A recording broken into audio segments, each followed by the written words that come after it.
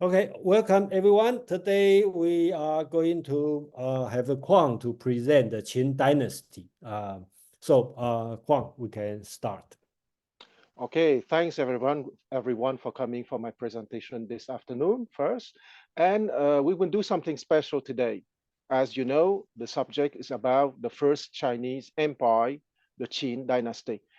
What is different today that rather than speaking about something, I would like Jason to start a short video of about 4 minutes on the land expansion of the Qin Dynasty. So please pay attention to the dates. After that, I will come back with some speech.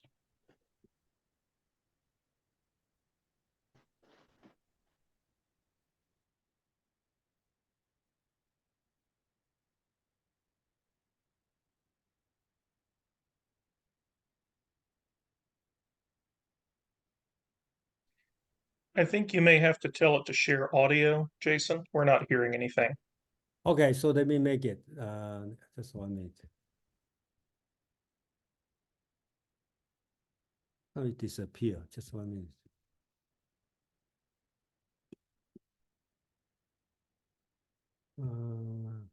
Oh, here. Just 1 minute.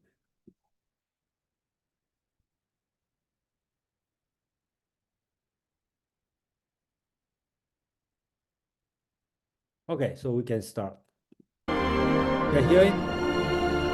Yes, we can.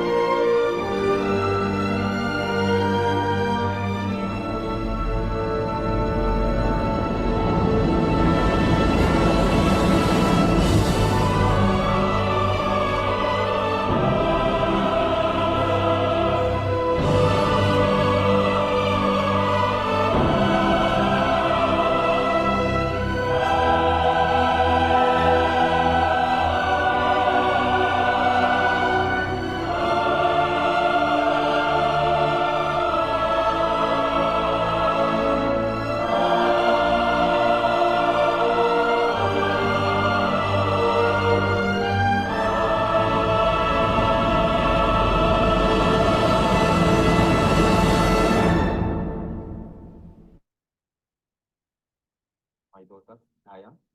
She said to me, why we have to move. When we get back to our home, I don't have the answer. My experience for myself and my family. Hold I on, hold on. evacuated 9 times our kids.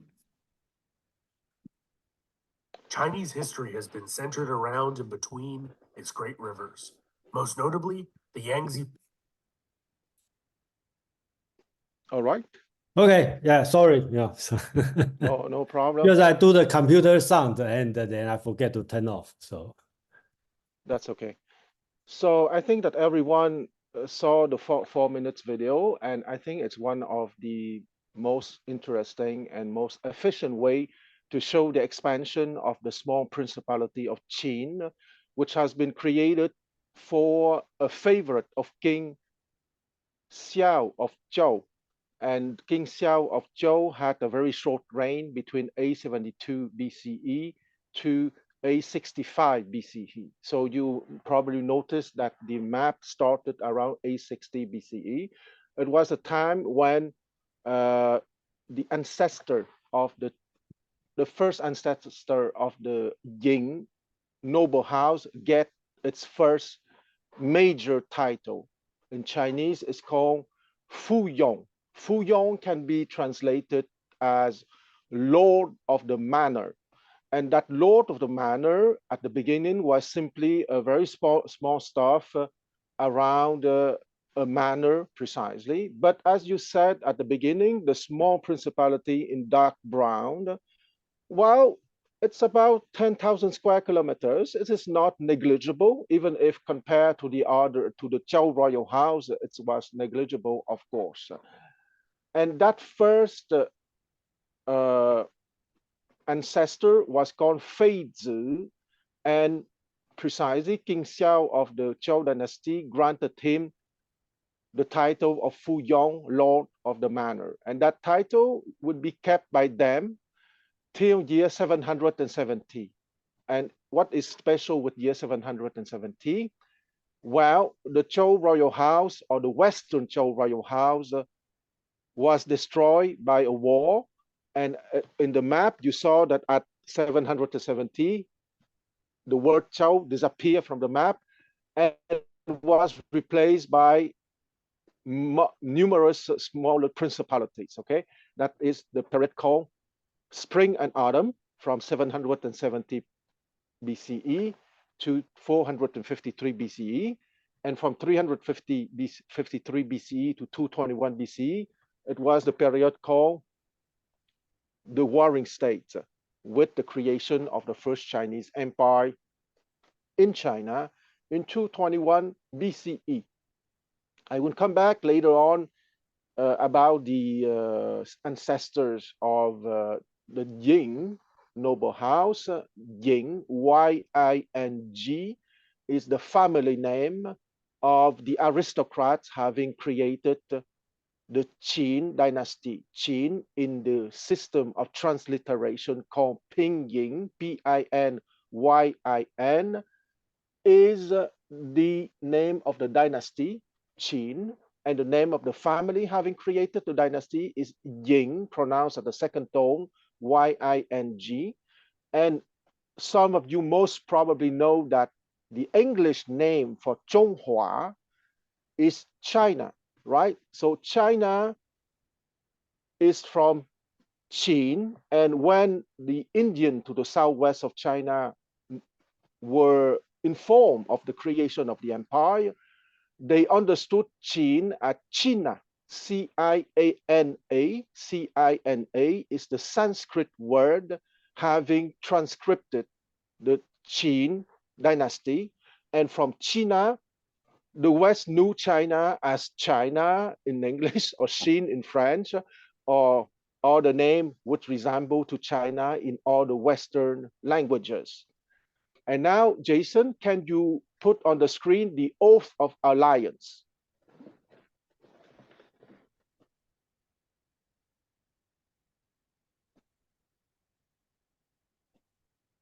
Okay, thank you.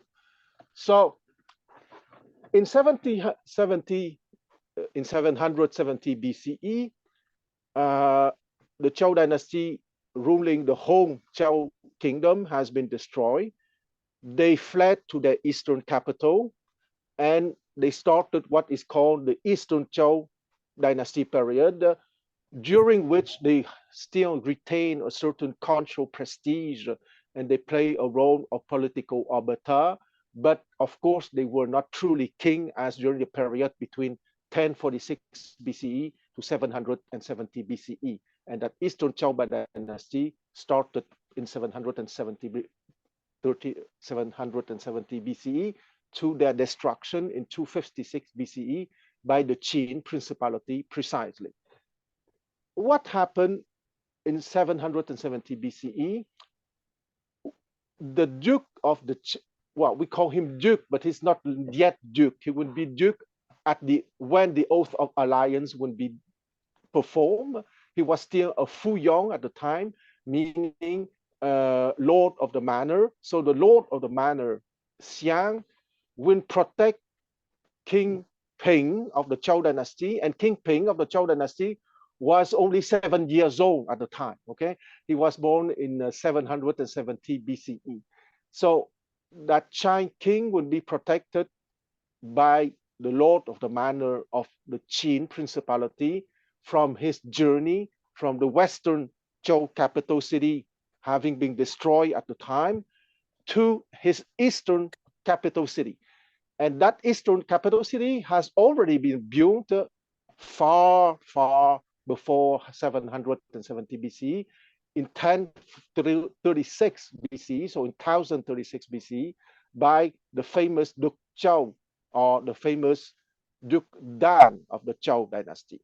So that city was waiting for him, but he needed the protection of the Lord of the Manor of the Qin Principality. Now I will read an excerpt from Shi Ji, meaning the records of the grand historian Shi Qian, who wrote that text around 100 BCE. So it has been written then 2,124 years ago. Okay, I start the reading. In the spring of Duke Xiang's 7th year, 771 BCE, King Zhou of Zhou, who was born in 795 BCE and ruled from 781 to 770 BCE, heeding the wishes of his favorite Bao Su, removed the heir apparent and set up Bao Su's son, Bao Fu, in his place, and several times deceived the feudal lords. Feudal lords in Chinese, it's Zhu Hao. You have the two Chinese characters just after. The feudal lords revolted against him, and the Western Rong and Dog Rong and Dog Rong. And here there's no racial slur, okay? The Dog Rong were named Dog Rong because their totem, their symbol, was a white dog. So it was not an insult of the Chinese against them. It was simply their symbol used for representing their tribe. So, and the Western Rong and Dark Rong people joining forces with Marquis Shen. His daughter, Queen Shen, was dethroned by King You in favor of Bao Su. Together with the Marquis of Zhou, attacked the Zhou capital city, who was named Feng Hao, made of Feng Jing on the western bank of the Feng River precisely, and Hao Jing on the eastern bank of the Feng River, and killed King You at the foot of Mount Li at the end of 771 BCE. King You of the Zhou dynasty ruled for 11 years, from 14 years old to 25 years old. His uncle and loyal vassal, Duke Huang of Zhou, Sure. 06 to 700 Mount Li. Duke Xiang of Qin, having ruled his principality from 770 BCE to 766 BCE, led his forces to the rescue of the Zhou, fighting bravely in battle and winning merit. In order to avoid harassment from the Dark Rong, the Zhou dynasty moved its capital east to the city of Luoyang, The Rong tribe had a totem representing a white dog, hence their name, Chuang Rong, or dog Rong. Yuxiang led his troops to escort King Ping, who was born in 781. So I make a mistake. I say that he was 7 years old at the time. It's not true. He was 11 years old at the time, since he was born in 781 BCE to the new capital city. So King Ping, personal name was Qi Yi Jiu. Qi was his family name, the family name of the Zhou Dynasty, and Yi Jiu was his given name. So he was 11 years old. Marquis Shen was a leader of his government in Luoyang. There was a rival kingdom from 770 to 750 BCE by one of his half-brother, King Hui of Xie. I'm sorry, not his half-brother, his uncle, because King Hui of Xie was a younger brother of King Yao, and the personal name of King Hui of Xie, or Xie Hui Wang, was Qi Yu Chen. King Hui was killed by Marquis I of Qin, who ruled his principality from 781 to 746 BCE, and he was killed in 750 BCE. King Ping had as main supports the Duxian of Qin, the Marquis of Shen, the Marquis of Lu, Lu being the principality where Confucius would be born 2 centuries later, or to be precise, 220 years later, and Marquis I of Xu, a smaller principality, and the Marquis of Zheng, and some Rong tribes.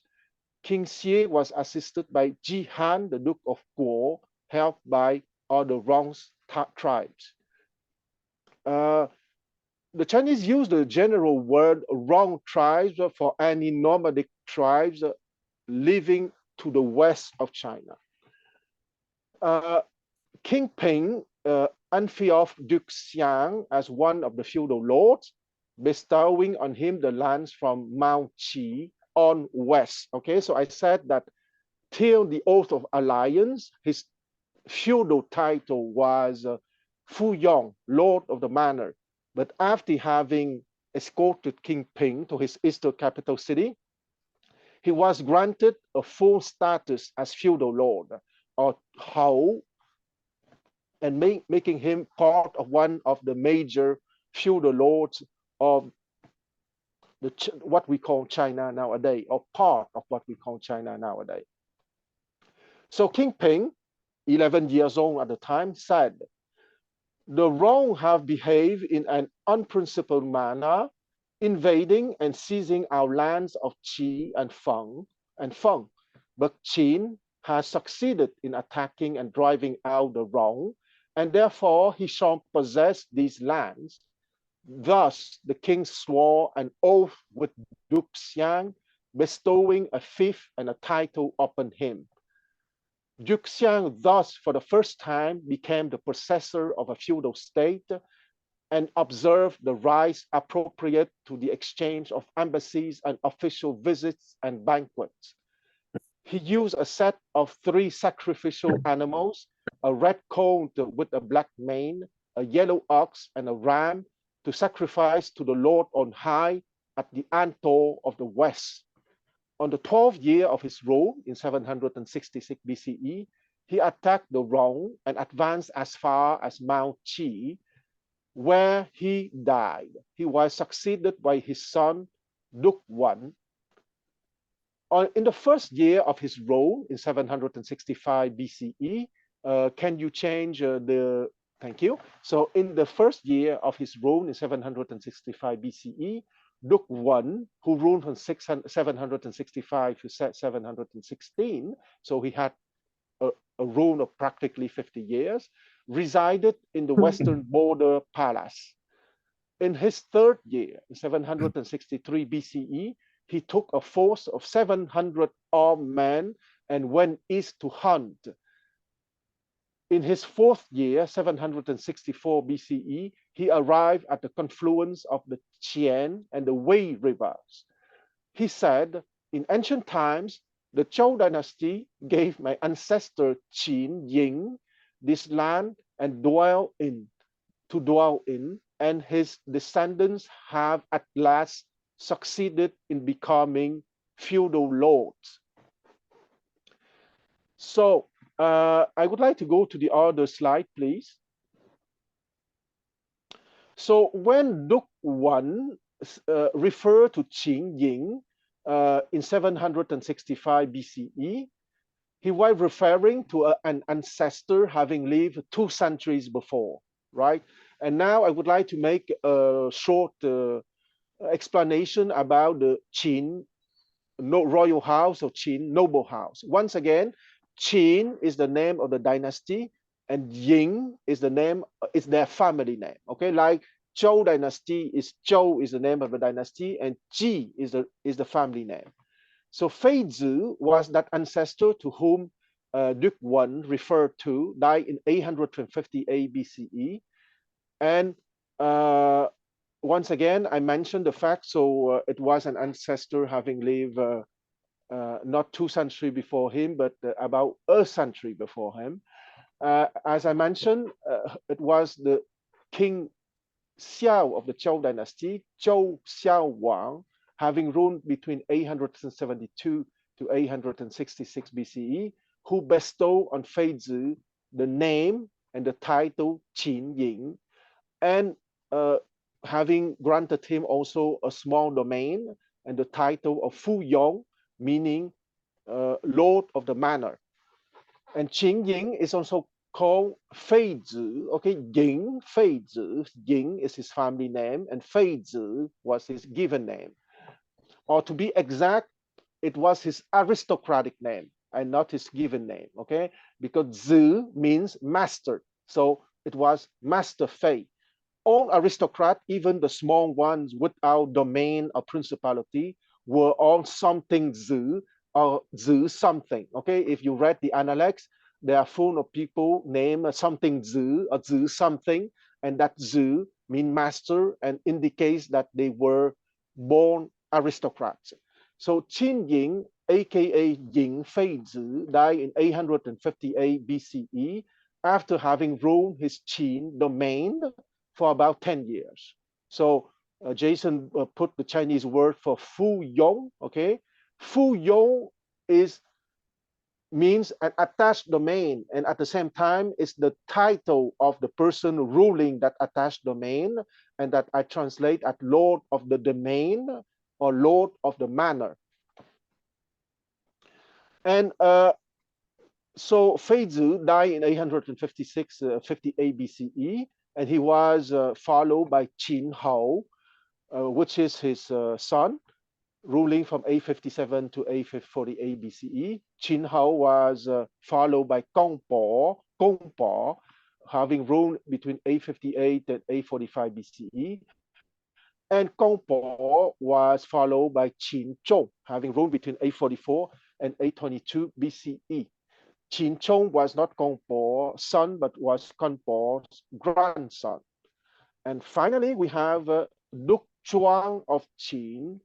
He was not really Duke at the time, okay, but by politeness, the grand historian Sima Qian grant the title of Duke to Zhuang of Qin from that moment, because that ruler of the Fuyong Qin was very important in the history of the Zhou dynasty, since he was a major assistant to King Xuan of the Zhou dynasty. So that let's keep the usage, or let's keep the choice of Sima Qian, even if he was not truly Duke yet at the time, only his descendant, Duke Xiang, would truly be Duke. I would still call him Duke, okay? So Duke Zhuang of Qin ruled from 821 BCE to 778 BCE, so he had a quite long rule too. And after the death of Duke Zhuang of Qin, we have the famous Duke Xiang of Qin, having ruled from 770 BCE to 766 BCE, and that Duke Xiang of Qin is precisely the first full feudal lord, Chu Hao, and not only the lord of the domain or lord of the manor, Fu Yong, coming from the Ying noble house. So the Ying noble house has been created for Feizi, who was one of King Xiao's favorite, around 860 BCE. King Xiao of Zhou ruled from 772 BCE to 866 BCE. History did not record what year exactly Feizi has been granted the title of Fuyong, but it was one of those 7 years of King Xiao rule between 872 BCE to 866 BCE. And Feizi was a cadet son of Da Luo, lord of the domain of Chuangchu in present-day Gansu province. And after that, we have Duke Wan, who will rule from 765 to 716 BCE, who refer to his ancestor Feizi in his conversation during his hunt to the west in 763 BCE. I will not name all of them, of course. I will just skip to the fact that from the death of Feizi, also known as Qin Ying. Can you go to the next, please, Jason? Thank you. So I just only want to mention that from the death of Feizi, aka Qin Ying, in 858 BCE to the death of Duke Wan in 716 BCE, some 150 years elapsed.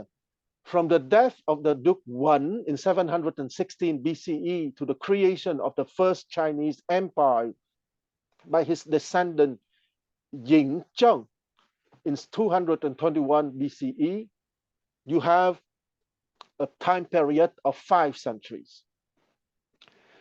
And Ying Zheng was born in 259 BCE. He was king of Qin under his given name, King Zheng of Qin, from 247 BCE to 221 BCE, and he became the first emperor of China from 221 BCE to his death in 210 BCE. His dynasty would not last very long, since his dynasty would collapse on November 22, 207 BCE. So his dynasty would only last for 14 years.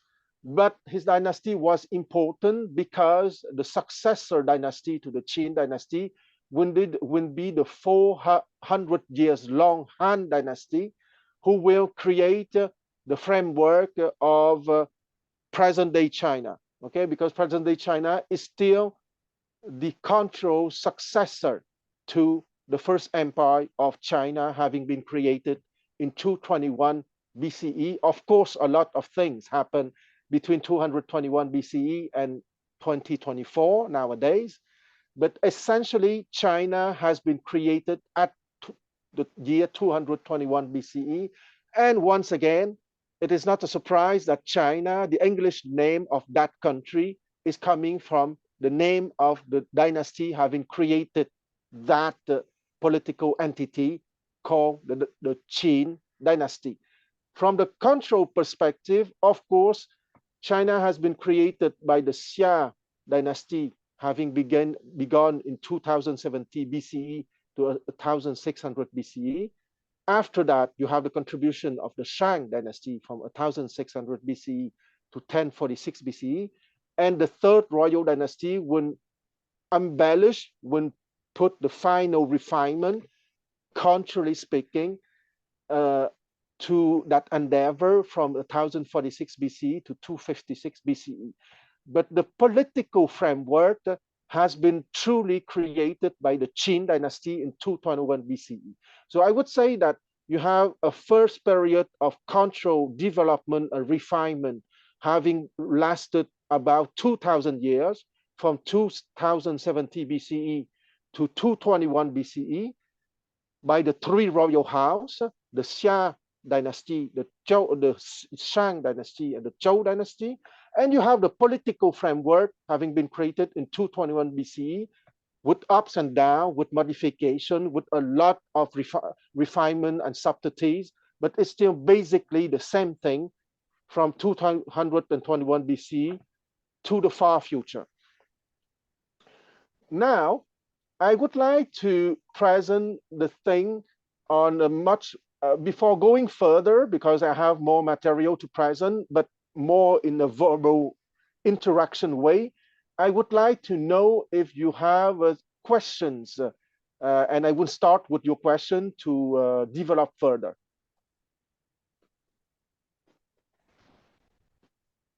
Steve have a question. Yes, please. Yeah, so you've kind of described it some, but I want to understand better.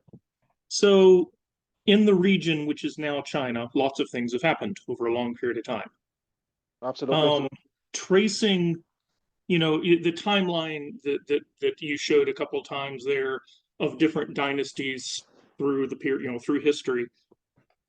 I guess what I'm curious about is how is succession defined? Is it the same family?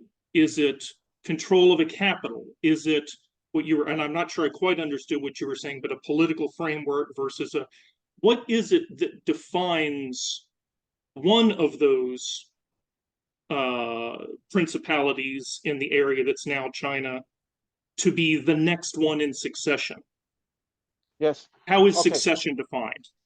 Yes, succession is defined by control acceptance and by power. Okay, it's very simple, but I will start with the obvious by power.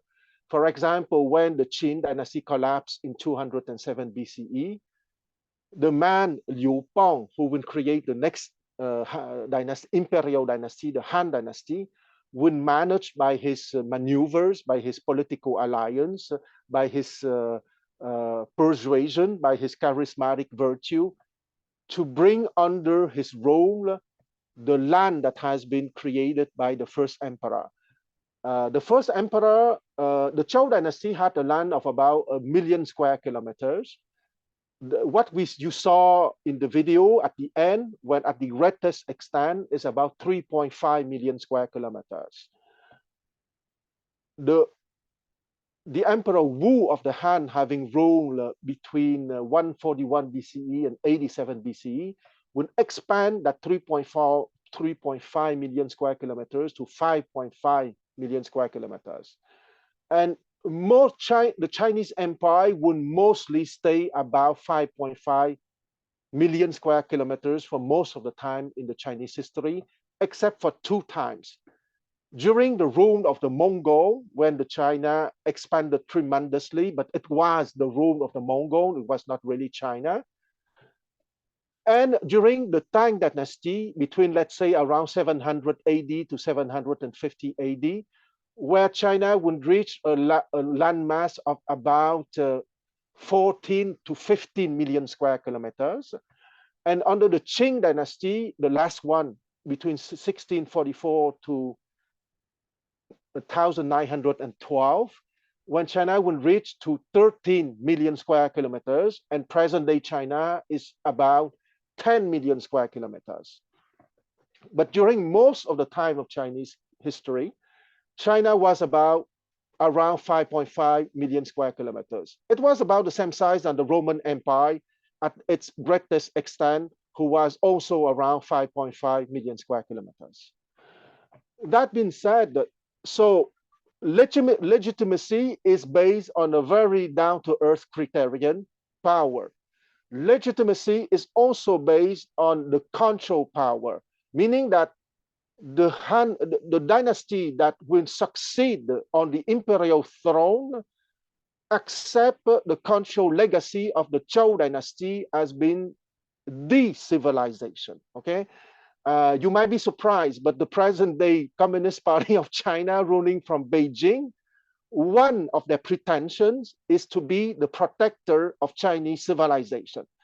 And that title of protector of Chinese civilization has been handed down by the 3 royal houses, having ruled between 2070 BCE to 221 BCE.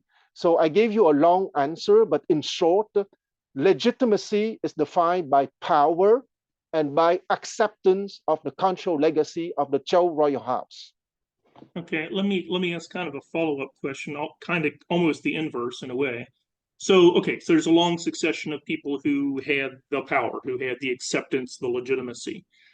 During some periods of that history, they are called by the same name, the Han Dynasty, the Qing Dynasty, etc. Exactly. So And they were what sorts of things represent the transition between one name and another? Like, what is the change in power that results in a new dynasty name? Obviously, all of this is us looking back on history and defining things. So I'm really asking, how does that get defined? Well, when the Qin dynasty was created by members of the same family, which family name is Ying, Y-I-N-G. The Han dynasty, the 400 years long dynasty, which followed the Qin dynasty, has been created by the members of the same family, which family name is Liu, L-I-U, pronounced at the second tone. So the dynastic principle is very simple, is a same family having succeeded to get the empire by power and by control acceptance of the control legacy of the Zhou royal house. Meaning, to be short, what is the control legacy of the royal house? My long answer is watch my presentation on the Zhou dynasty. My short answer is Confucianism, Taoism, legalism, the Chinese writing system, and the hexagram as the symbol for the epistemological development. That is the core control legacy of the Zhou royal house, defining Chinese civilization. And each dynasty is the protector of the Chinese civilization. Thank you. My pleasure. Okay, I see two hands. So please, Jason, you have to choose. Let me respond to Steve a question a little bit different way. So sometimes you will see very strange situation, right? For example, the Southern Song dynasty. Actually, the majority of the Middle Land is not controlled by Song dynasty, but Song still consider they are the legitimate inherit of the Chinese empire.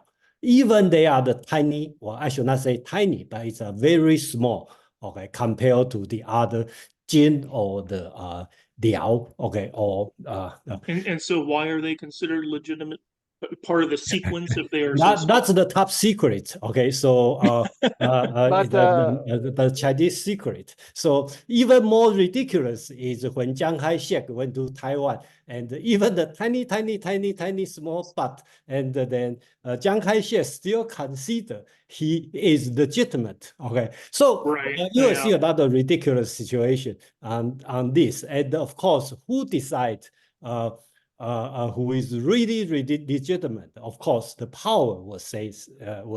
So, but what? Not only ridiculous, but the good thing is this: you will see the succeeding dynasty usually is nice to the overturned dynasty. They usually don't like Western or other country, right? When you overthrow one dynasty, you kill all the family and Chinese don't do that, okay?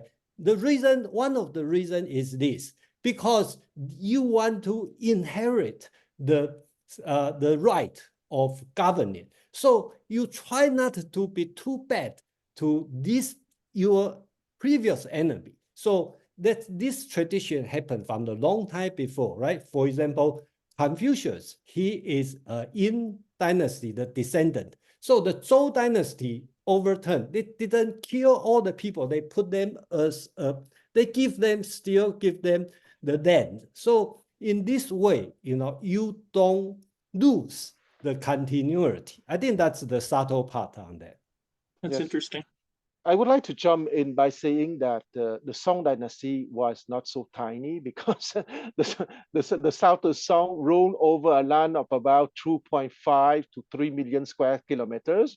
Maybe it's small compared to what China can be, but it's not tiny, 3 million square kilometers. I suppose they're part of the sequence because their successors again became big, and so as you trace backwards in time, yes, the ones who took over from the Song were big, the Song were small, but the Song were previous, and so maybe there's that element of tracing of what the sequence of empires is.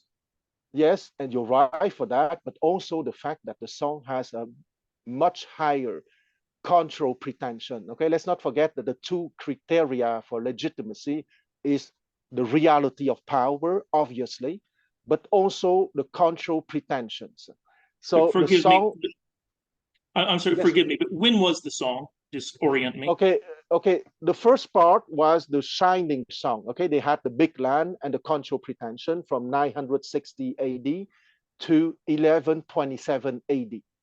The second part, the Southern Song from 1127 AD to 1279 AD, was the part when the land was reduced to about 2.5 million square kilometers, but they still had the pretensions of having received and having continued in the right manner the control legacy. So that criterion of control inheritor plays a major role in their legitimacy, and it's true too that they kept the Chinese culture intact for the next Renaissance. Thank you both very much. And what I wanted to say too about Chiang Kai-shek, because I don't want to forget that, the fact that Chiang Kai-shek, when he fled to Taiwan, he brought a lot of Chinese cultural artifacts, okay, the paintings, the vases, and so on.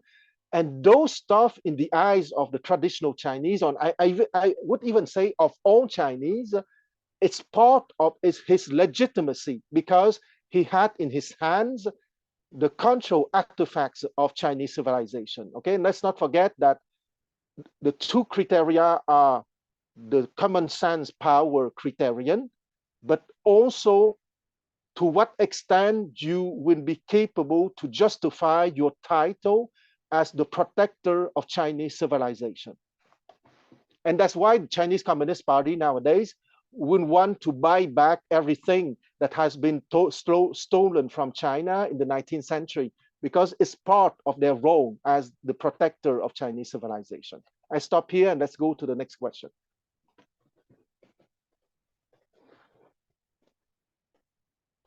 I think CK, Mark, and the Brian, right? Okay, CK. Thank you, Jason and Quan. I want to add to the discussion on what is and where do these dynasties, or how did these dynasties derive their succession legitimacy. In the ancient times, a big part of it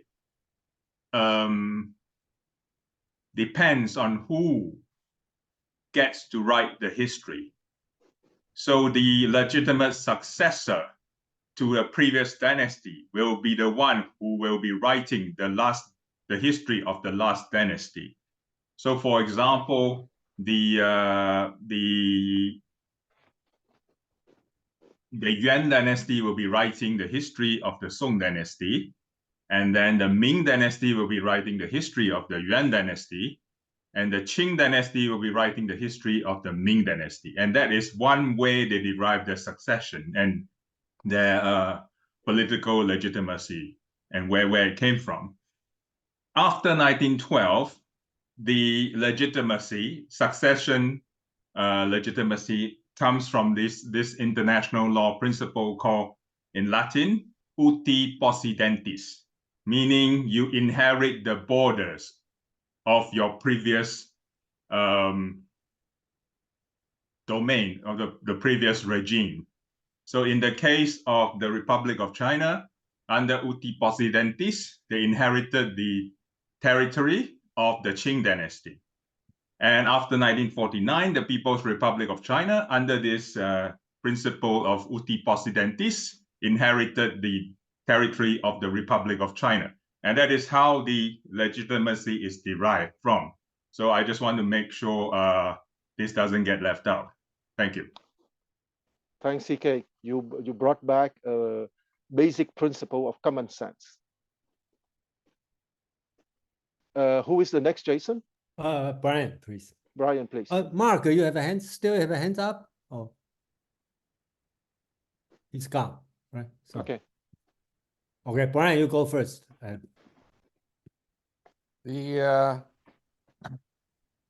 Actually, I have several questions. There was a lot in there, but I did notice a change in names as we're going through the map and the chronology from count to king and then emperor.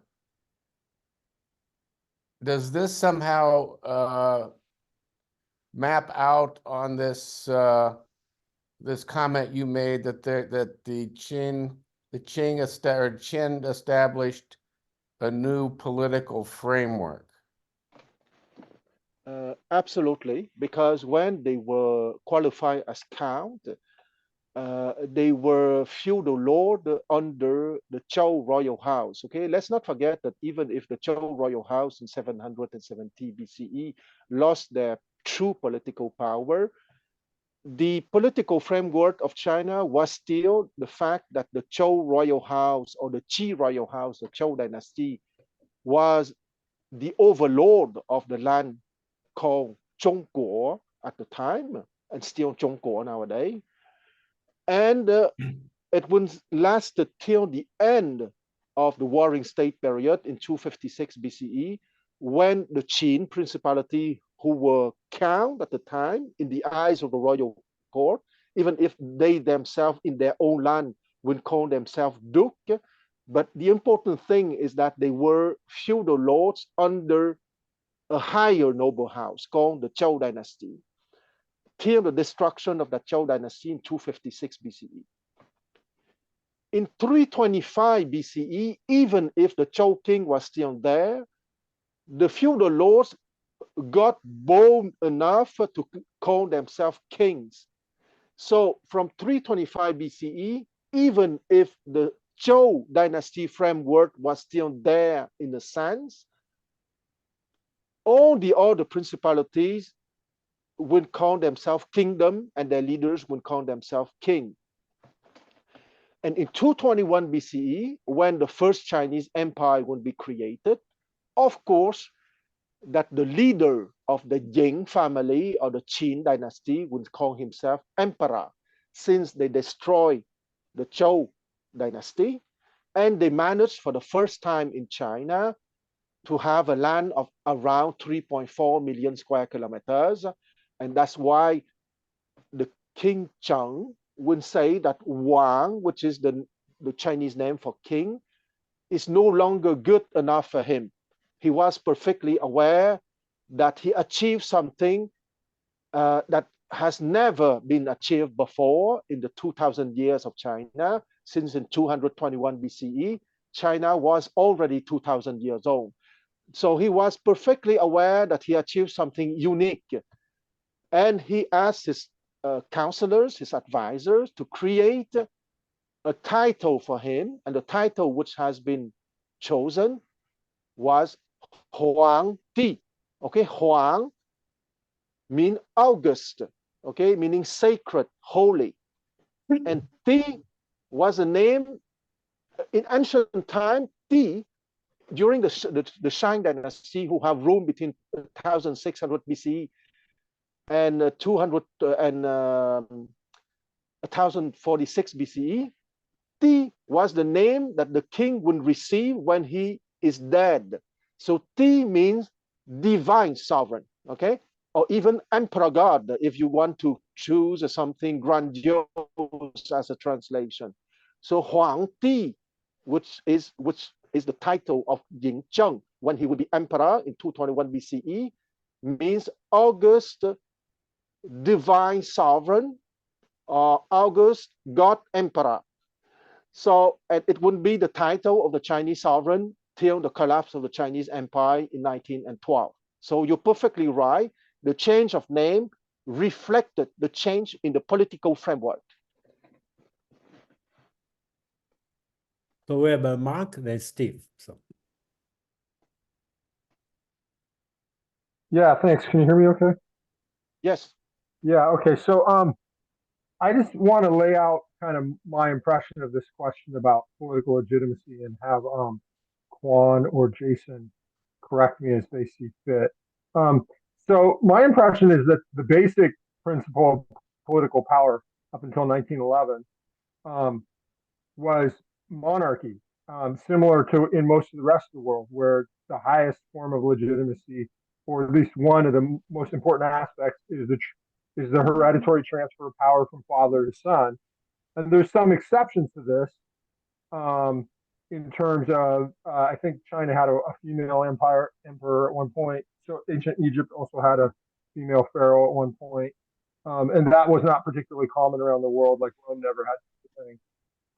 And sometimes there would be some infighting in the family about like who would succeed or not. And with the interesting exception that Jason talked about, how there's a certain cultural legitimacy too about maintaining some continuity from the previous dynasty. Although I don't think that's unique to China. I think various other empires, Roman, Persian, Egyptian, also had similar aspects of cultural continuity. So, but I think that the monarchical principle seems to me that is the core organizing principle, and the control of within a given family, the core dividing line between the most important dividing line between the dynasties. And I'm interested in correction or comment from anybody who knows more than me. Thank you. Can I interject my question before you answer it, because it is almost exactly the same. As Mark pointed out, please. like in a lot of Western. Steve speaking. Yeah, it's Steve. Steve, yeah. Yeah, my question is almost identical. I was going to ask during periods when it is the same family, it's being handed down by the family. I had a very similar question. So, like in Europe, it's very, as Mark was saying, very almost legalistic from father to first son, unless it's the marriage of, and they use marriage to solve political problems. I'm curious in China if the within family succession was as legalistic as it was in Europe. It's almost the same question. So I just thought I'd throw it in there before you guys answer both of us. Yeah, absolutely. In China, in French, it's called primogéniture mâle. Primogéniture mâle means it's the firstborn of the masculine sex that will succeed his father. Absolutely. Okay. And that's principle is very important. You have a fight at court when an emperor would prefer another sons that he judged to be brighter.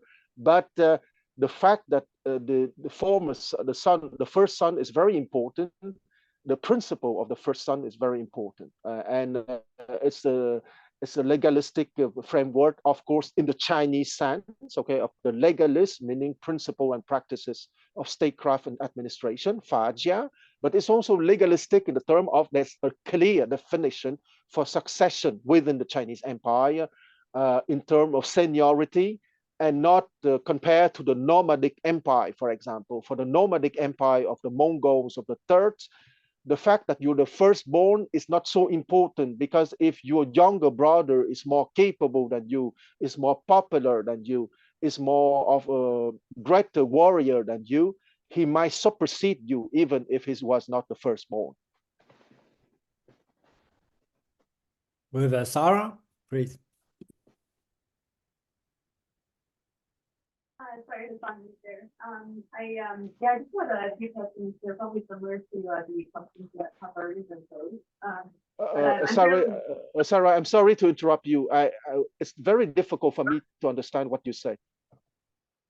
Oh, sorry. Can you hear okay, me that's now? much better. Yeah. Much better. Sorry about that. I had a speaker on. I'm actually quite new to learning about Chinese history, so this course is really fascinating.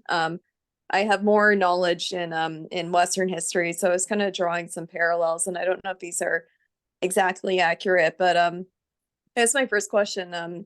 The way that you're describing the Qin Dynasty and how it's kind of established the political legacy, or at least establishing China as a political entity that's continued on for almost 2 millennia. Is that kind of similar to, I know like Alexander the Great's empire established, even though it was short-lived, he established like the Hellenistic culture, not necessarily a lasting political framework, but that kind of had of course ramifications in how the Western world developed right from Alexander. And is that kind of in China's sense, could you sort of say the same thing with this dynasty, like how it has sort of established certain continuity that has gone back for 2,000 years? Or I think that your parallel is perfect because of the Chinese continuity. I think that the comparison with Alexander is interesting in the sense that the Chinese Empire, as Alexander Empire, had universal pretensions. In that sense, your parallel is just perfect. okay, In term of length of longevity, I would compare the Chinese Empire to the Roman Empire, because the Roman Empire, if you start with 700, the Roman Empire started in 27 BCE, 27 BCE with Augustus, and ended in 1453 with the fall of Constantinople. Okay, because I don't make the distinction between the Western and the Eastern Roman Empire. For me, the Eastern Roman Empire is still the Roman Empire. So the Roman Empire, for me, ended in 1453 when Mehmed II of the Ottoman Empire conquered the city. So in terms of longevity, I would say that the Chinese Empire is more comparable to the Roman Empire. okay.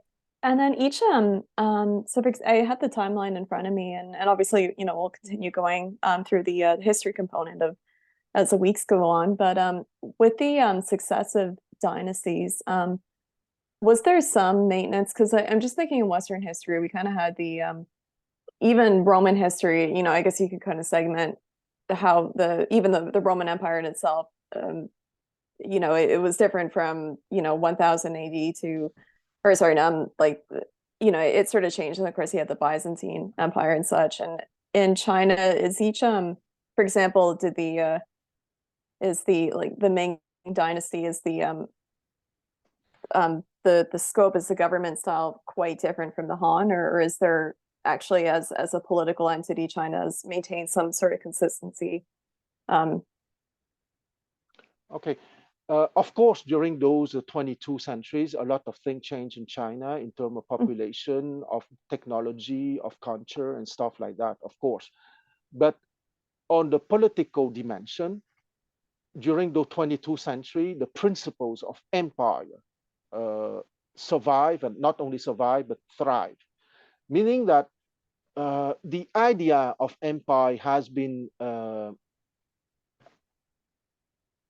present in the mind, in the heart, in the soul of the Chinese ruling class and of the Chinese intellectual class since 221 BCE, or I would even dare to say since 1046 BCE, with the creation of the Zhou dynasty, in the sense that the Chinese always want to recreate the empire when you have a period of chaos, of turmoil, of destruction, of foreign invasions, of decadence, name everything you want the Chinese people went through in those 4,000 years. If we start with the Xia dynasty, or those 22 centuries, if we start with the creation of the empire in 221 BCE.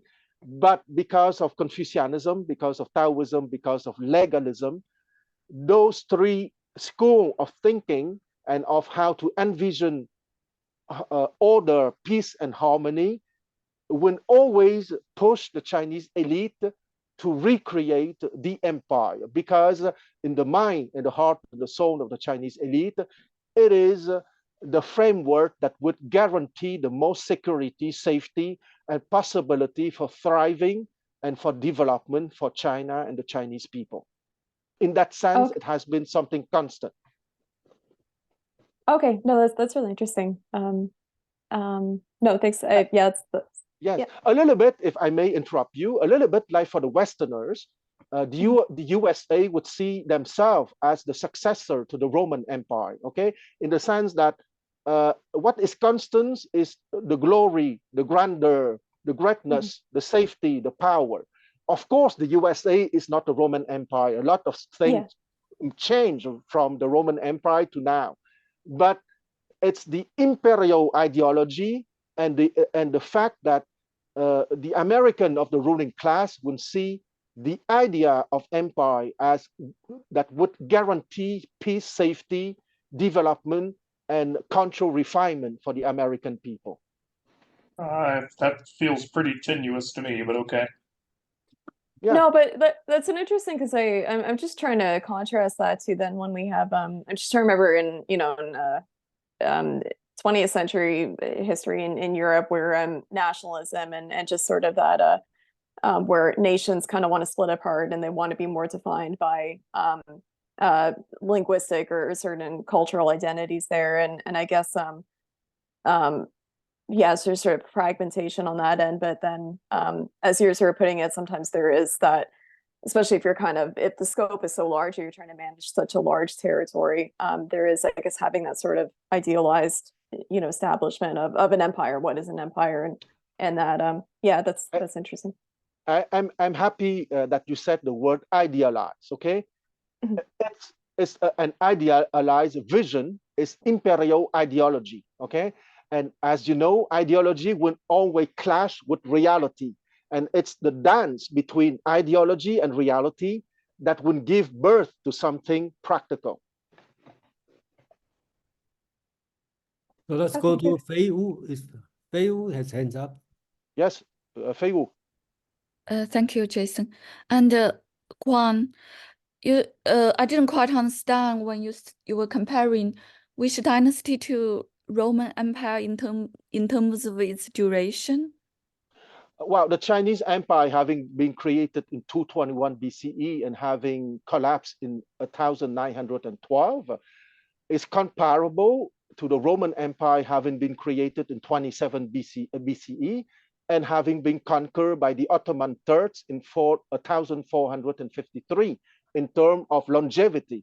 Okay, so the Roman Empire lasted about 15 centuries and the Chinese Empire lasted for about 22 centuries. Because Sarah made a comparison with the empires by Alexander, I said it's interesting in terms of universal pretensions, but it's not comparable in terms of longevity because Alexander Empire did not even last 2 generations. Well, I think the comparison between Alexander the Great and Qin Shi Huang was more, I think they were more similar characters in the sense they established a framework for future political frameworks. Oh, in that sense, I think you're right. In that sense, I think you're right. If we limit the idea of empire only to the Qin dynasty having only lasted 14 years, as you say, 221 BCE to 207 BCE, you're absolutely right. Okay, both have universal pretensions and both were quite short-lived. You're absolutely right in that sense. I agree. But I was perceiving the Chinese Empire as the entity having been created by the Qin dynasty in 221 BCE and changed through different dynasties till the final collapse in 1912. But what you say is perfectly legit for me. But it hasn't collapsed. It's still the same empire under the current CCP. Well, Fei Wu, I agree with you, Fei Wu. But in that sense, the Chinese Roman Empire is still existing. Well, my dear Fei Wu, you don't know to what extent I agree with you, because sometimes I call a little bit jokingly that the CCP is not the Chinese Communist Party, but it's the Chinese Civilization Party. I agree with you. The CCP is the state successor to the idea of the Chinese Empire, but it's no more an empire in the sense that there's no emperor nowadays. It's more a party. But what you say is not absurd. I tend to agree with you. Okay, thanks. So you want to go continue, or we have Sarah has hands up? I prefer interaction, so please, Sarah. Sarah, please. Yeah, Sarah and the CK. Yes. I'm just curious, where on the timeline or how do you think the Silk Road and the relationship between trade and commerce with the West and the Chinese Empire would fit in on that, and as far as like its influence? And maybe that's a future lecture. Thank you. Okay, the Silk Road has been opened by a Han emissary called Zhang Qian. Zhang was his family name, Z-H-A-N-G. Qian was his given name, Qian.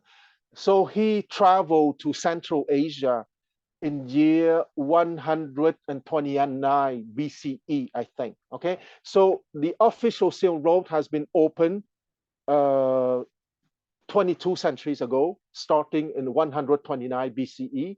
But before the official opening of the Silk Road, we have to understand that there were a lot of exchanges between the Chinese people and the nomadic people to the west of China.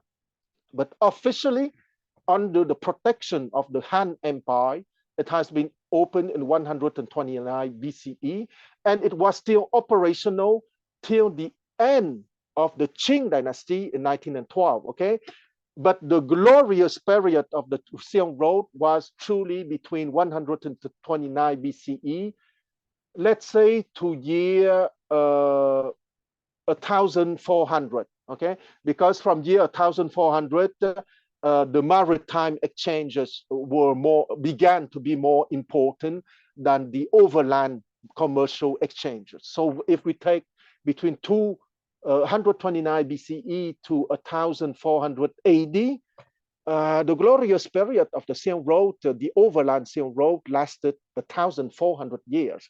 And that's why the present Chinese government want to revive. Maybe you know that there's a project and that is ongoing now and is developing quite well, according to me, called the Overland Silk Road and the Maritime Silk Road, in honor of that Silk Road having been operational in the overland dimension, mostly between 129 BCE to 1400 AD, so for 15 centuries.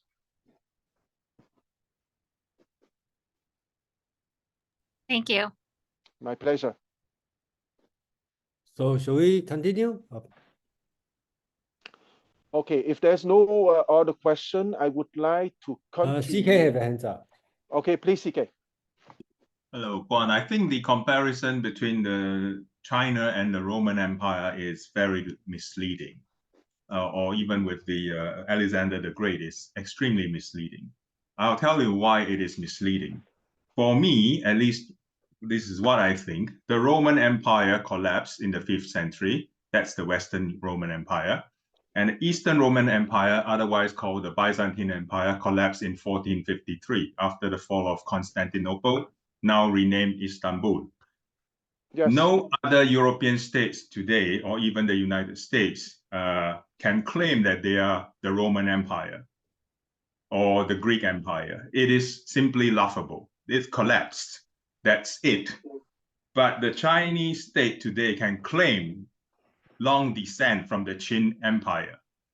So that is the essential difference between China and Europe, of China and North America. I don't think there is any way we can compare the two. These are distinct, very different civilizational thinking. And I think it's very misleading to compare the two traditions. Well, I'm grateful, CK, for you for having brought that nuance. I would say that from the ideological perspective, both standpoints can be argued. But what you said, that there is more legitimacy for the Chinese to claim a continuous link between the Qin Dynasty and present-day CCP. I tend to agree with you. Anyway, I'm grateful you brought that nuance. I saw Mark Han, is it right? And as an American, I don't claim the Roman Empire. Okay, I agree with you, but some of Americans would claim. But it's a very interesting nuance that you brought to. Thank you. Okay, we have Brian, Mark, and Fei. So please.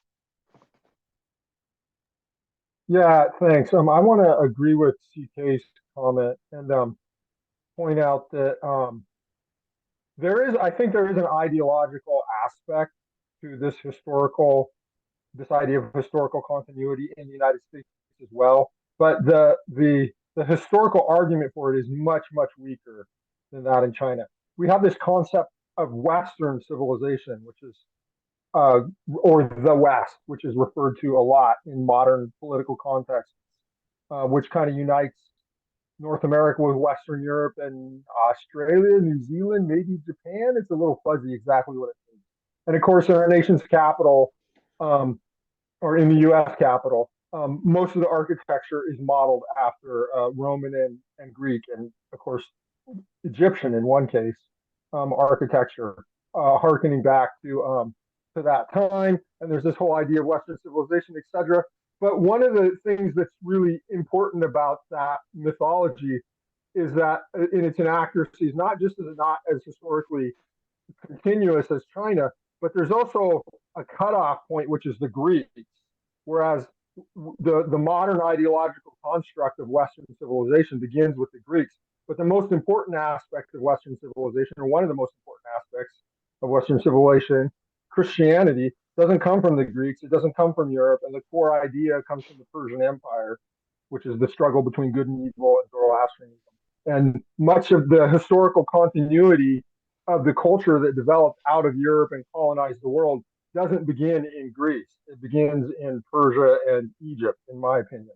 And so that whole idea of Western civilization is an ideological construct with shakier foundations, in my opinion, than the construct of Chinese cultural continuity. That's it. Thank you.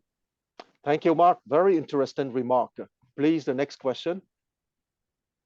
Hold on. Let's go to Edie, because you haven't spoke yet. So there you go first. We have so many hands up, so we give to the person who first time. I was just going to say that I do agree that the United States is somewhat of a inheritor of the Roman Empire. And I do appreciate that parallel because it kind of explains the feudalism, the empire, and the empire building, and then the dissolution of empire, of course, which occurred in the wars, World War I and World War II. So I think this all follows. We're kind of all connected, even though we're very different. But I would argue that the United States at this point is, because we are a democracy, which comes from, that area of the world, and that's where democracy originated, that a lot of our laws and things and ways of thinking, while you may not say, people probably have a problem with the idea of empire, what empire, tends to connotate, aristocracy, but it's not that kind of empire. Just as you said, China now, it's a state party, but it's still the inheritor of what the Qin Dynasty, right? What we've all been talking about. And I would say that the United States, while it's not a empire in the sense of aristocracy and inheritance in that way, in terms of DNA, it is the inheritor of Western thought and free in terms of freedom and all that, and the military aspects, which the Romans, of course, and the Chinese, because we are talking about feudalism, had that whole expansionist idea with the military. So, and we still have that now. I mean, we have military everywhere in the world, which is what the Romans had. They had military everywhere. Yeah. That's all I wanted to say. Well, thank you very much, Elle, because it stressed the fact that what is very important for me when I speak of civilization is what is the ideology of the ruling class, okay? What is the ideology of the elite? And the Chinese elite is still defined by Confucianism, Taoism, and legalism. And in that sense, they are truly the inheritor of the Qin Dynasty. And what Elle said is very interesting because the Western elite is still the inheritor to the idea of Greece and Rome, and Christianity changed a lot of stuff, but let's not forget that Christianity has been accepted in 380 by the Edict of Thessalonica by Emperor Theodosius for the East and Emperor Gratian and Valentinian for the West as the official religion of the Roman Empire. Let's not forget that, okay? And the Western elite are defined by Greek philosophy, Roman political organization, and Christianity. So from the ideological perspective, the Western elite is still the inheritor of the Roman Empire, as the Chinese elite is still the inheritor of Confucianism, Taoism, and legalism. We have Brian and Sarah. Brian, please. So I found this all very interesting. I want to ask a question along this line, but a little differently. It has to do with the understanding of the word empire and what is an empire in different contexts. And the thing I would focus on is the geographic extent of culture and the geographic extent of political power. And I have the impression in China that the geographic extent of the culture was already quite broad and, if you will, set, had very broad borders and was set. And empire had to do with expanding political borders to extend as far as the cultural border. And in the West, well, the aspirations can be different from place to place and time to time. But I think focusing on the aspirations for the expansion of culture and expansion of political control are two variables that help to understand. For example, I think the Roman Empire, with these edicts you mentioned, did want to expand I mean, it's always so different, but the religion wanted to expand the geographic extent of the religion to reach the same as the political borders. So, but it seems to present itself in so many different mixes and ways.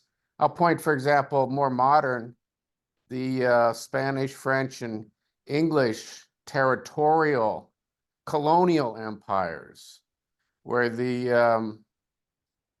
each of these nations was establishing colonies and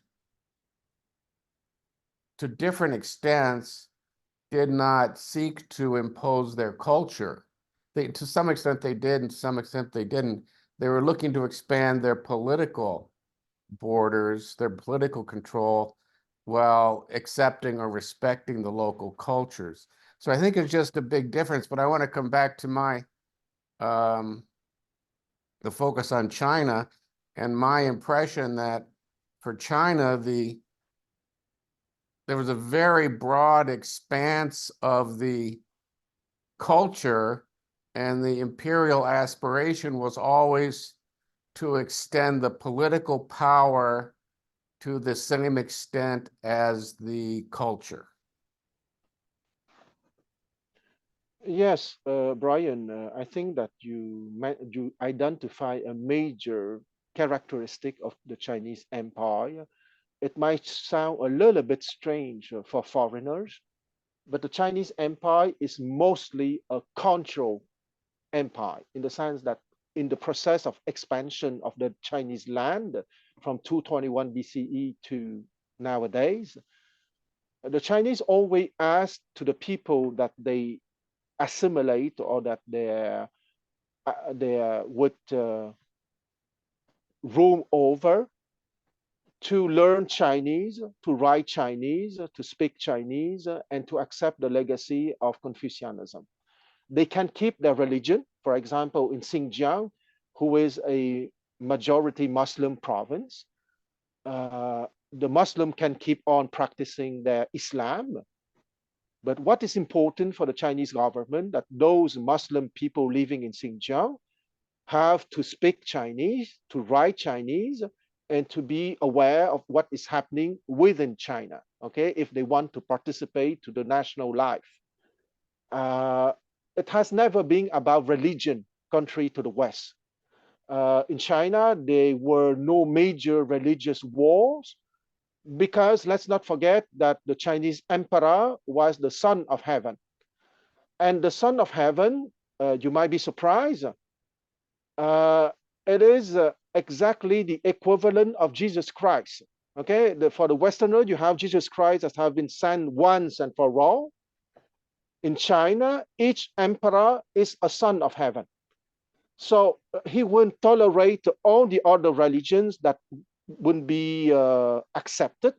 The only thing that the Chinese ruling class would ask the people under their rule to speak, to learn Chinese, and to be aware of Chinese culture. So I want to finish to say that what I think is common between the West and the East is that an empire is not necessarily defined by a hereditary aristocracy.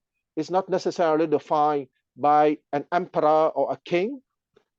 It is more the ideology, the imperial ideology. And what is the imperial ideology? The imperial ideology is the idea of an everlasting civilization. It's the idea of the epistemological journey offered to everyone, so all those people can participate as a member, not of a hereditary aristocracy, but of an open aristocracy.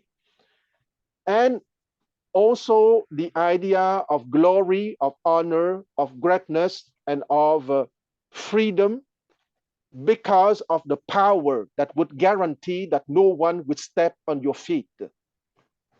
That's more the imperial ideology. At the core of the imperial ideology is not the fact that you have a hereditary aristocracy or that you have an emperor as the head of state. So we have Sarah and waiting. Yeah. Yes, please. So yeah, these are all really good discussions. I'm glad that everyone's really animated around this. And I just had a couple remarks and I guess questions kind of in there. One, I liked how you were discussing empire. And it's certainly in the West, and especially I guess if you're someone who is more versed in kind of Western history and is approaching with that optic. I guess how colonial empires differ from the imperial empire in China, where it is trying to establish and maintain some everlasting civilization, and really trying to maintain that tradition. Whereas I think colonial empires, for example, the British and Spanish and French didn't really have so much of that intention. I think it was largely territorial expansion, and I think it was more economically driven there. So that's kind of an interesting distinction. And I also like kind of I wrote some talking points here, but when we're talking about inheritance of, in the West versus in China's case, like what is actually inherited or what's passed down. And I guess we were talking a lot about the Roman Empire, and is it laughable, or are we trying to still, becoming the Roman Empire? And maybe not in that sense, because it hasn't, maybe as a political vehicle, it hasn't been idolized in that sense, but there certainly is a Western tradition that is ossified that, and I think one speaker had said that, we do sort of valorize certain, I don't know, like philosophical tenets or architecture. There's sort of this model, this sort of civic structure that has passed down somehow in our psyche in the West, and that's really, and another point I'd also have, I think in Western, at least in European history, I think something we also forget is maybe one quote empire that kind of survived was the Catholic Church. And I think I remember hearing in one course I took in university, they said after the decline of especially the Western Roman Empire, the Catholic Church was already operating kind of as like a shadow empire in some extent. And of course it maintained some kind of lasting influence for many centuries in Western Europe. And that's kind of, for better or for worse, that's kind of marked a lot of how our history kind of involves. So I think that's kind of interesting. And one question I did have though, I'm listening to a series of lectures through something called the Great Courses of the Teaching Company, and it's going through Eastern philosophy. So I'm listening to this and in conjunction with this one. And the speaker had opened up and he said that in one thing that could be tricky for people that like Western audiences that are familiar with kind of Western philosophy, how does that differ from Eastern, philosophies? And he said that in Western we have sort of a Western tradition in the sense that a lot of Western philosophy is essentially footnotes to Plato. And I was wondering if, whereas I think when you look at kind of what you would call, and maybe it's not a right word of saying it, like the Eastern world, where you have like Indian schools of philosophy, like Buddhism, those are very different from even the Chinese philosophy that we're learning and such. So I think you have to kind of see how different traditions kind of fused and came into, had those contact points. And I was actually wondering though, if the way the guy had said that Western philosophy is kind of footnotes to Plato, and Plato was kind of the starting point and such a kind of pillar. Is Confucian, could you kind of say the same thing in China? Is it sort of any Confucianism is sort of that stronghold, and any philosophical developments afterwards are kind of like footnotes or just carrying on that legacy? Or Thank you very much, Sarah, for your outstanding question and for your outstanding rapprochement. Because I agree with White, I think his given name was Alfred. I agree with Alfred Whitehead that all Western philosophies are only footnotes to Plato. And I would say that the whole, well, I am a Plato lover, okay? So I disclose myself. I think that all Western civilization is a footnote to Plato's dialogues. And the equivalent of Plato in China is Confucius. Confucius was born in 551 BCE and he died in 479 BCE. And as you know, Plato was born in 427 BCE and he died in 347 BCE. So Confucius was a bit older than Plato. For me, the exact to Western equivalent to Confucius is Plato, and the exact Eastern equivalent to Plato is Confucius. Absolutely. Okay. We have a few. Okay. Thank you, Jason. I'd like to talk about 2 points. I haven't studied much about Roman Empire, so I'm not gonna comment on that. But I think America is the British free from the British historical baggages. And I think there is a difference between continental Europeans and the English-speaking peoples. English-speaking peoples are more freedom-loving and individualistic. That's why they have moved away from continental Europe and they have occupied islands instead. So that's one point. Another point is regarding Confucianism. Confucianism didn't take strong hold until from Han Wudi onwards. But when China was at its peak, like during early Han Dynasty and during early Tang Dynasty, Confucianism was not the dominant thought in those periods. That's why during those 2 periods, we had more freedom and prosperity in China. But unfortunately, Confucianism is very hierarchical and it's also weakened Chinese people. Despite that, Confucianism, I mean, has more ambition to expand its geographical and economic domain, because Confucianism has weakened Chinese people, and as a result, the Chinese empires haven't been able to expand their influence much beyond the Himalaya mountains. So their influence and their achievements has been fairly insignificant compared to perhaps Platonism and Pythagoras and Magna Carta, the English people's pursuit for liberty and freedom and independence. Thank you. Okay. I think that Fei Wu is presenting a perspective that can be analyzed, right? Without Confucianism, I can say that without Confucianism, China would not be a land of 10 million square kilometers nowadays, and would not be a land with 1,500 million people or 1.5 billion people. Confucianism gave the spine, the clarity of thinking, the run away from superstitions, the state organization, the personal dignity, the family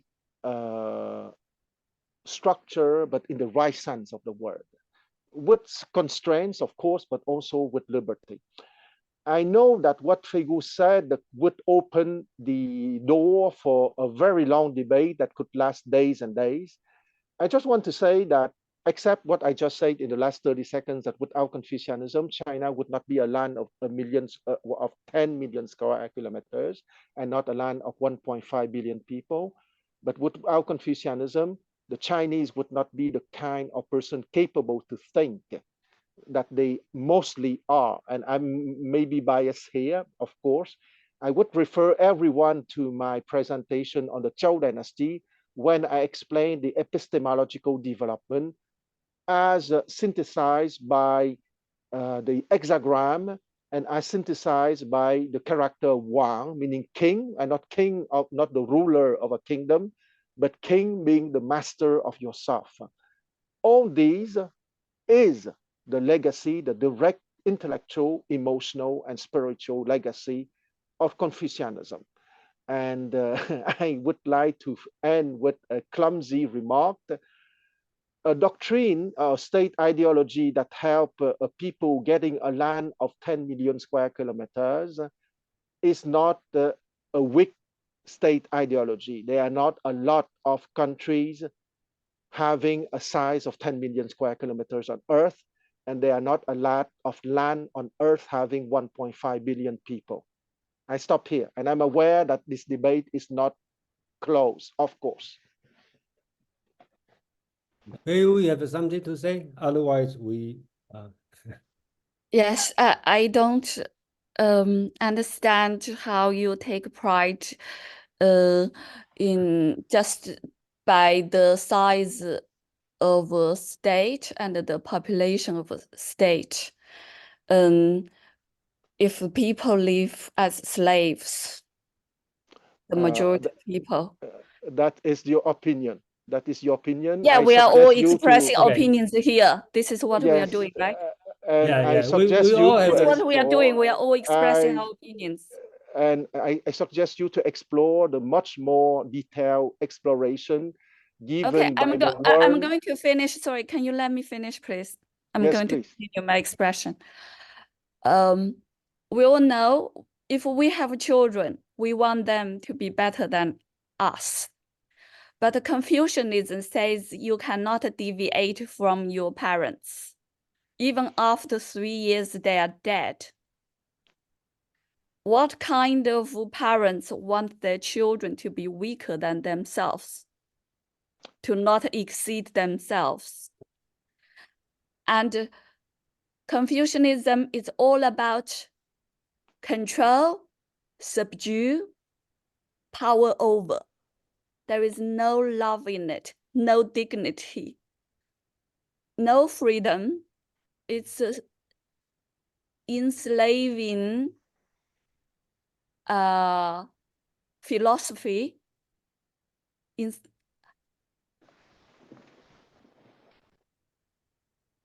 I want to let you finish. That you finish.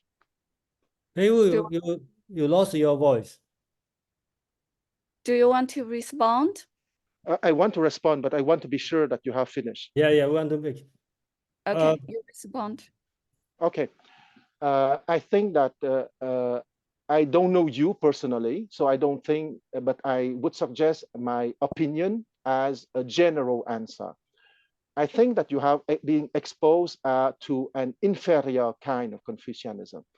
I have been born in a Confucianist family. I have received the classical Chinese education, meaning the Su Shu Wu Jing. I read I read Chinese, I speak Chinese, and I know Western civilization since I live in the West. I guarantee you that the way that I have been introduced to Confucianism and what I am fundamentally as a person is the result of the Chinese classical education has been offered by what I perceive as the right version of Confucianism. When I presented the Zhou Dynasty and its cultural legacy, the epistemological development as symbolized by the hexagram and by the character Wang is an adventure of personal mind development and of personal freedom. The people I know around me who have received more or less the same kind of Chinese classical education are free person capable for thinking for themselves. And I guarantee you that my parents and the parents of my friend wish us to be better and more powerful than themselves. And the fact that we receive a Chinese classical education make us free and powerful as person.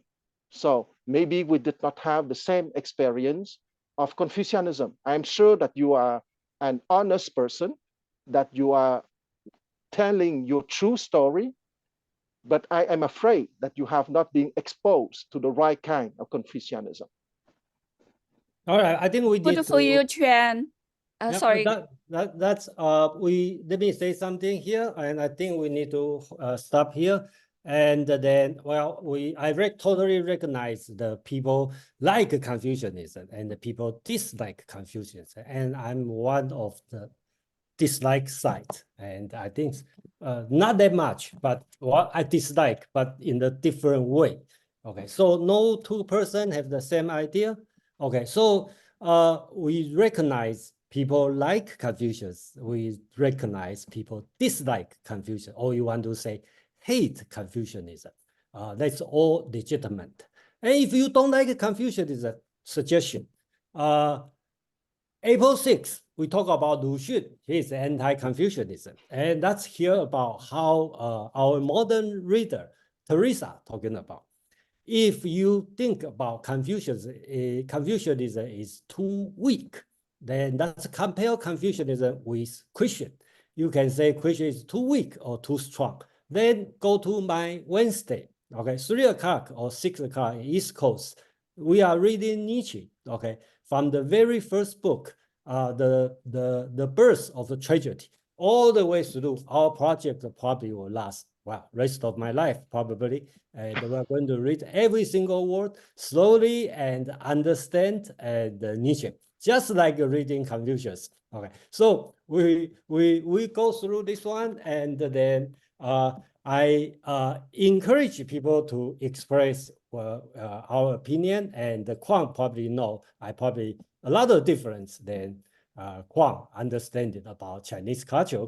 And then go to our Tuesday evening. Quang will be there. We read Taoism, and which is depend on how you read it, right? I may read is anti-Confucianism, and Quang may read they are the same. Okay, so we have a different opinion, and some people have been there. We know that. So I encourage everybody to go to different area to look at, because Chinese culture is not the only culture. Christian is not the only culture. Western philosophy is not the only philosophy, because there's so many to learn and so many things to. We have more things to disagree than agree. So we should learn how to disagree. So, Jason, may I say something? Yeah, please. You are very wise by saying that there are many things to learn. That would be the lesson for today, I would say. Yeah. We all have many things to learn. So you disagree, that's fine. And we don't always find things you agree, you know. So you find things you disagree, then you will know what you. Yes, absolutely. Agree. I think that that is what is interesting in this group, either with Taoism or anything else, is that you can say what you want, but you have to present fact, and there are many things to learn. Yeah, there's many things, and even I don't like Confucianism much, and I have a lot of criticism, but I still translate the word by word, and then very diligently. Okay, so because it's text is text, ancient wisdom is ancient wisdom. Even you don't like the wisdom, it's still wisdom. So anyway, okay, so we need to close soon, and where should I go? Fei Wu and CK. Yeah. Remember, what I learned all this is there's no way, I still believe there's no way to convince another people. Okay, so whenever you argue, basically just make your point clear to convince yourself. I'm right, he's wrong. So that's it. So just have fun and express your opinion. I think that's it. Fei Wu and the CK, then we probably need to close. I first. Okay, thank you. Yeah, go first, please.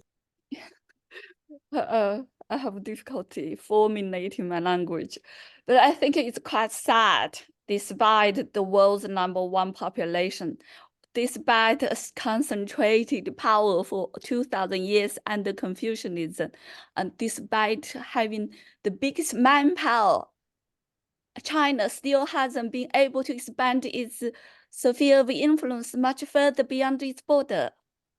That's what I want to say. CK. Oh, yeah, thank you. CK, please. Well, I think that is probably China's saving grace. China saved itself from colonialism, from colonizing other peoples, and therefore probably earned the gratitude of the rest of the world.